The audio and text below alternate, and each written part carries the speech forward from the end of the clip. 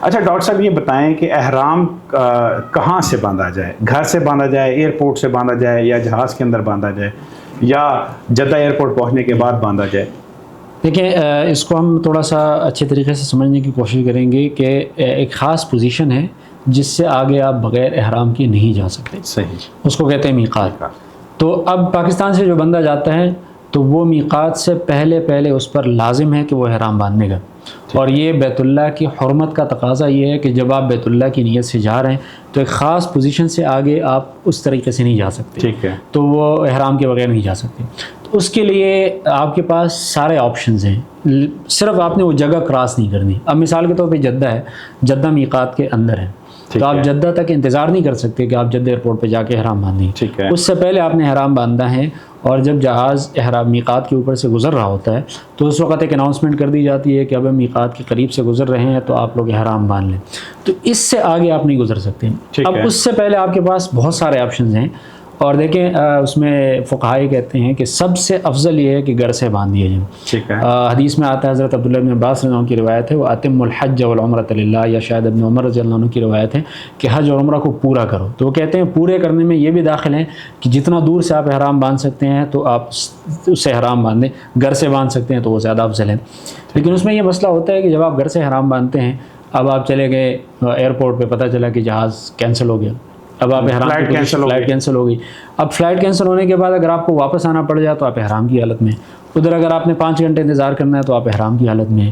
تو اس لیے اگر اس طرح کے خطرات ہوں اس میں پھر یہ ہے کہ آپ کے پاس آپشن یہ ہے گھر سے باندھ دیں، نمبر 2 ایئرپورٹ سے باندھ دیں، نمبر 3 جو ہے وہ جہاز کے اندر باندھ لیں، نمبر 4 یہ ہے کہ آپ اناؤنسمنٹ کا انتظار کریں اور جہاز کے. لیکن اس میں گھر میں یہ رسک ہے کہ فلائٹ کینسل ہو سکتی ہے، ایئرپورٹ میں بھی یہ رسک ہے کہ آگے پیچھے ہو سکتی ہے. اگر آپ اناؤنسمنٹ کا انتظار کریں گے تو اس میں مسئلہ یہ ہوتا ہے کہ اگر آپ سوئے رہ گئے اور پتہ جدہ ایئرپورٹ پہ پہنچ کے جا کے پھر آپ کو واپس میقات آنا پڑے گا، تو اس کا سب سے بیسٹ طریقہ یہ ہے، مشورہ ہے، ویسے کوئی بھی کر سکتے ہیں، کہ جب آپ جہاز میں بیٹھ جائیں اور آپ کو پتہ چل جائے کہ آپ جہاز آن ٹائم ہے، فلائٹ میں کوئی لیٹ نہیں ہے، پھر آپ جو ہے نا تلبیہ پڑھ لیں. پھر دوران جہاز جو آپ فلائٹ میں ہوں گے، آپ احرام کی حالت میں ہیں، ان پابندیوں کا خیال رکھنا ضروری ہے. تو وہ آپ کے اس سے دور سے احرام باندھنے کے اس پر فضیلت پر بھی عمل ہو جائے گا، اور یہ خطرہ بھی نہیں ہوگا کہ لیٹ ہونے کی وجہ سے، کوئی تاخیر کی وجہ سے کوئی پریشانی کا سامنا کرنا پڑے. اچھا ڈاکٹر صاحب یہ بتائیں کہ یہ احکام جو آپ نے پاکستانی حاجیوں کے لیے بتایا، کیا ہندوستان اور بنگلہ دیش سے جانے والے حجاج کرام کے لیے بھی یہی صورتحال درپیش ہے؟ اچھا، اس میں آپ کے سوال کو جو میں سمجھا ہوں کہ اس کے لیے یہ میقات وغیرہ کو سمجھنا ضروری ہے. دیکھیں ایک ہے بیت اللہ، وہ تو بالکل واضح ہے. ایک ہے مطاف جو جہاں پہ لوگ طواف کرتے ہیں، صحن. ایک ہے مسجد حرام جو اس کے آس پاس مسجد ہے. ایک ہے حدود حرم جو 5 اطراف میں ہیں، کسی طرف 3 کلومیٹر ہے، کسی طرف 7 کلومیٹر ہے، کسی طرف زیادہ ہے، کم ہے، اور سب سے قریب مسجد عائشہ ہے، تنعیم جو ہے. تو یہ حدود حرم ہے. اور اس حدود حرم کے اندر جو ہے نا وہ اس میں نماز کا ثواب بھی زیادہ ہے، اور اس میں جو ہے نا بہت زیادہ افضلیت اللہ تعالیٰ نے اس کو عطا فرمائی ہے. پھر حدود حرم سے بھی پرے میقات ہیں، ٹھیک ہے، اور یہ بھی سارے اطراف سے ہیں. جیسے مدینہ سے جب ہم آتے ہیں وہ سب سے دور احرام ہے، اس کو کہتے ہیں ذوالحلیفہ. جو لوگ طائف کی طرف سے آ رہے ہوتے ہیں، سیل کبیر ہے، سیل صغیر ہے، وہ سب سے قریبی احرام ہے، کوئی 60-70 کلومیٹر کے پاس تھے، تو سب سے قریب میقات ہے. تو یہ میقات ان جگہوں کو کہتے ہیں جہاں سے لوگ احرام باندھتے ہیں. اب جو ہے نا 3 کیٹیگریز کے لوگ ہیں. ایک وہ لوگ ہیں کہ جو باہر دنیا سے آ رہے ہوتے ہیں، پاکستان، بنگلہ دیش، انڈیا، امریکہ، یورپ، ان ساری جگہوں سے. ان کے لیے حکم یہ ہے کہ وہ اپنی طرف جس سائڈ سے وہ جا رہے ہوں وہ میقات سے بغیر احرام کے آگے نہیں گزر سکتے.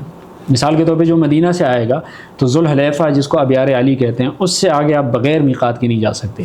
جو پاکستان سے جا رہا ہوگا، کسی جگہ کا نام یلملم ہے، کسی جگہ کا نام ذات عرق ہے، اسی طرح مختلف جگہ ہیں، تو یہ سب کے لیے یہ حکم ہے کہ وہ اس جگہ سے آگے بغیر میقات احرام کے نہیں. مطلب بہتر یہی ہے کہ جب اپنے ملک سے روانہ ہوں، جب جہاز کے اندر بیٹھ جائیں تو اس وقت تلبیہ بھی کر لیں اور نیت بھی حاضر کر لیں. تو یہ ان لوگوں کے لیے حکم ہے.